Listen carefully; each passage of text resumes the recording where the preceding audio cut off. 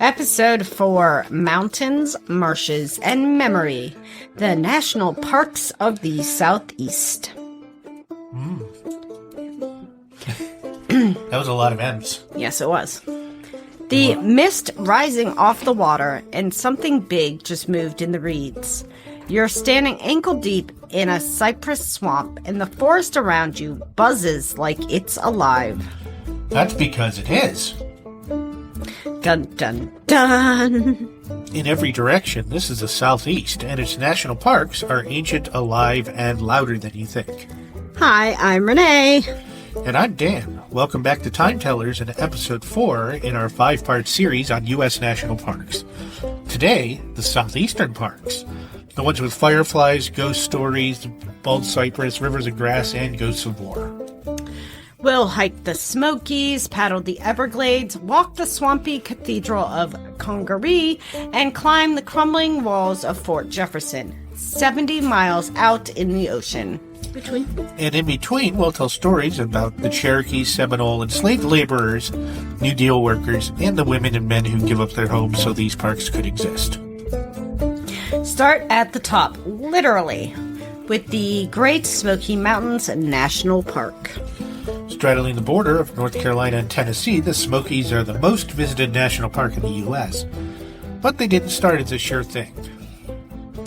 This land was once home to the Cherokee people. They called it Chicongage, place of the blue smoke. For centuries, they lived, hunted, and built deep cultural roots here.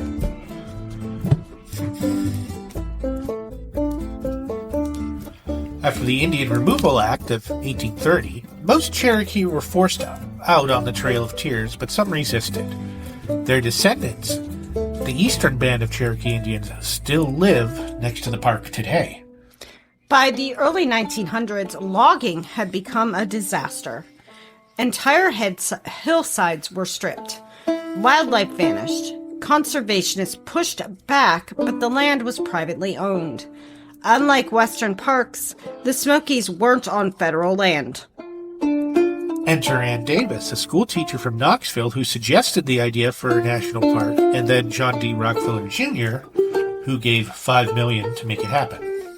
Over 6,000 families were relocated, some willingly, some under eminent domain. Their homes, churches, mills, and cemeteries still exist. Quiet and eerie among the trees. That would be so cool to see.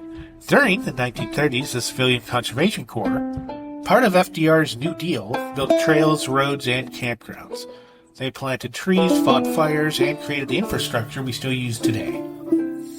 And now the Smokies are a biosphere reserve, a UNESCO site, and home to over 30 species of salamanders, hundreds of bird species, and some of the last old-growth forest in the East. It's a place of rebirth, natural, cultural, and personal. You walk the trails, you feel it. Something old survived here. Let's head south, way south, to a park that looks like no other, Everglades National Park, Florida. It's not a swamp, it's not a lake, it's a slow-moving, shallow river stretching across the southern tip of Florida. Created in 1947, the Everglades was the first park established to protect an ecosystem, not just scenery. No geysers, no granite, just sawgrass, water, and the occasional 10-foot reptile. The woman behind the park? Marjorie Stoneman Douglas, a journalist, warrior poet, and conservationist. Her book, The Everglades River of Grass, woke people up. The Everglades is home to alligators and crocodiles, manatees, panthers, and hundreds of species of birds. Manatees are all that matter, though. If you were my sister, you would agree with that, too. It's also home to the Cherokee and Seminole tribes, who resisted forced relocation by hiding in the marshes. But it's fragile. Over half the original Everglades has been drained or diverted. Sugar companies, development, and roads interrupted the flow of water. In 2000, Congress passed the Comprehensive Everglades Restoration Plan, one of the largest environmental recovery projects in the world. progress is slow, but real. Today, you can paddle through mangroves, watch a rosine spoonbill take off, or just stand still and listen. It's eerie and alive. It's haunted in the best way. It exists because one woman refused to let people dismiss it as just a swamp. Yes, I emphasized woman on purpose. If you've never heard of Congaree National Park, South Carolina, that's exactly why we're talking about it.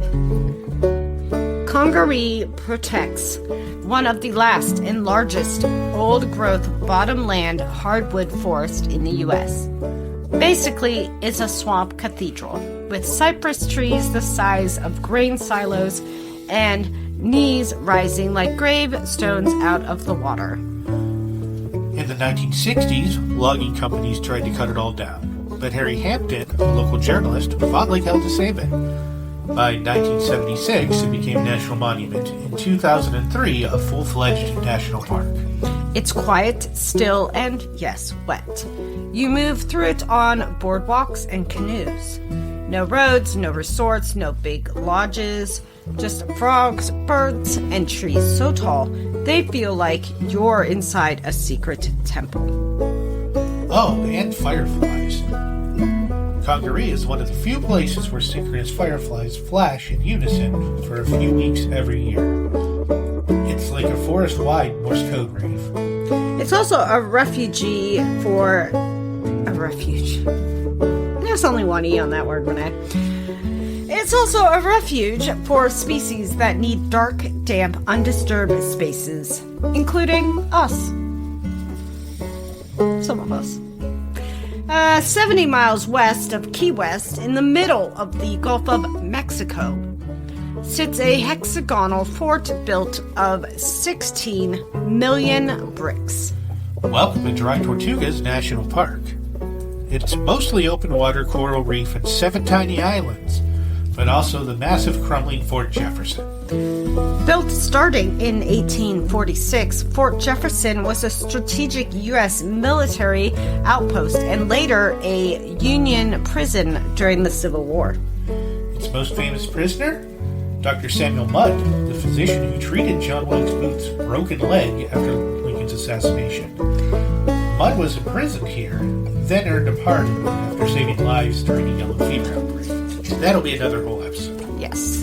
Today, you can tour the fort and snorkel in coral gardens right off the wall. Sea turtles nest in the sand. Fridge-gate birds wheel overhead, and the isolation is total. It's a park you can only reach by boat or seaplane, which is kind of perfect. It feels like a memory that never left. The Southwest isn't just beautiful, it's complicated.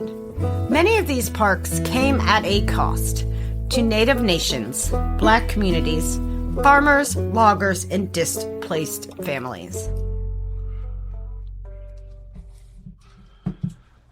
The Cherokee were removed from the Smokies. The Havasupai were exiled from the Grand Canyon. In the Everglades, the Seminole were hunted. These parks weren't always for all. And yet, the Southeast parks are often the ones that remind us that conservation doesn't mean erasure, it means telling the full story.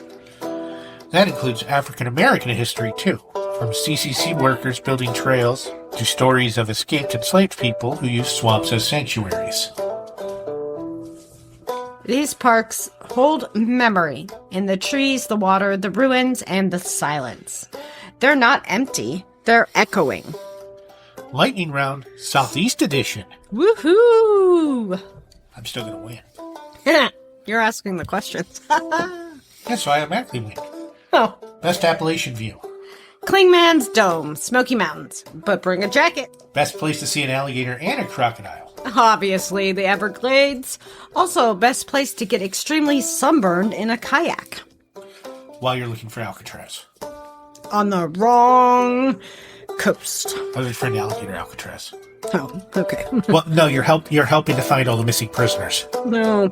How many of them are there? 14,000 that were missing that they can't find? Just disappeared. Poof. Yeah. I have no idea. No, but there was an actual big number like that. Yeah. Best, I had no idea this was a national park surprise. Congaree, come for the trees, stay for the fireflies. Best place to pretend you're in a pirate movie? That would be Dry Tortugas. Port, ocean, and zero call signal. Bring the rum! I wonder if they filmed any of those. I doubt. Most spiritual. Ty. Speaking of which... Smokies at sunrise, or Everglades at dusk when the whole sky turns molten. The Southeast doesn't always get the glossy park brochures. No towering Tetons, no Yosemite cliffs, but it has something deeper. These parks don't scream. They hum, they soak in. They're full of memory, resilience, and stillness that isn't silent. From firefly-lit forests to alligator-haunted marshes, these are parks that remind us that life doesn't just survive, it adapts. And so does memory. These parks were once battlegrounds, homesteads, hideouts, and homelands. Now they're places of healing, reflection, and awe. Coming up next, the final episode in our series, The Southwest. Dun, dun, dun. The Grand Canyon, Mesa Verde, arches, canyonlands, ancient cliff dwellings, and sacred land. Red Rock, Revelation, and Resistance. The Southwest holds some of the oldest human history in the entire park system, and some of the newest fights. Until then, find a shady grove, a mossy trail, or a sunset over standing water, and listen. The Southeast is still telling time. And we'll be here to hear it.